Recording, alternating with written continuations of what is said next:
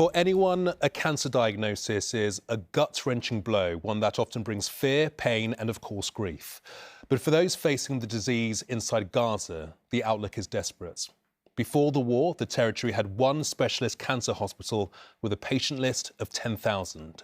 That site is closed now and has been for 9 months. Most of its patients are scattered among the millions of displaced Palestinians, sleeping in makeshift tents while their condition worsens. Nearly 4,000 of the most serious cases have been designated for evacuation, but just hundreds have actually made it to Egypt. ITV News has filmed with some of those flown to Cairo, many of whom need to overcome other injuries before their cancer can be treated. And as so many will be painfully aware, the longer the disease is allowed to spread, the harder it is to overcome. With upsetting pictures, Lucy Watson has this special report. Zaha is asking her sister for help. Her body is limp with lymphatic cancer. Swollen with pain, barely able to move. Dignity lost.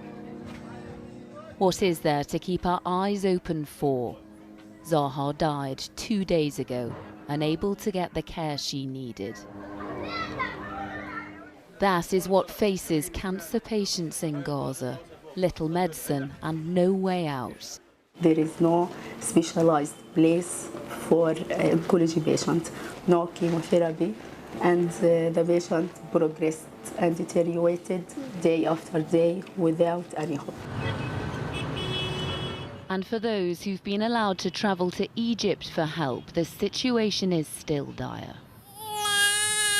Zain has only been alive 2 weeks, born to a mother who has breast cancer. I'm afraid of the treatment. I'm afraid the cancer will progress through my whole body. And I'm afraid for my children.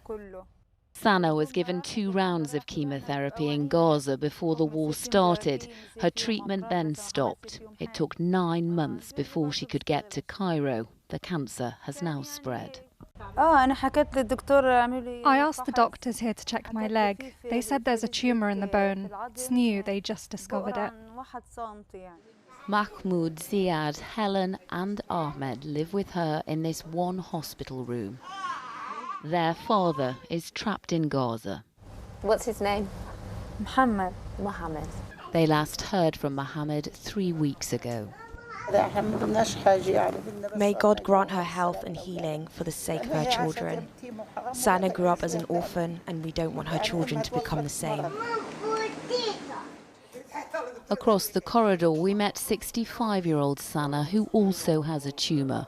It can't be removed yet because she has a serious infection after living in a displacement camp in Gaza. Sana, what is it that's making you sad? Being alone. Being alone here without my children and my husband.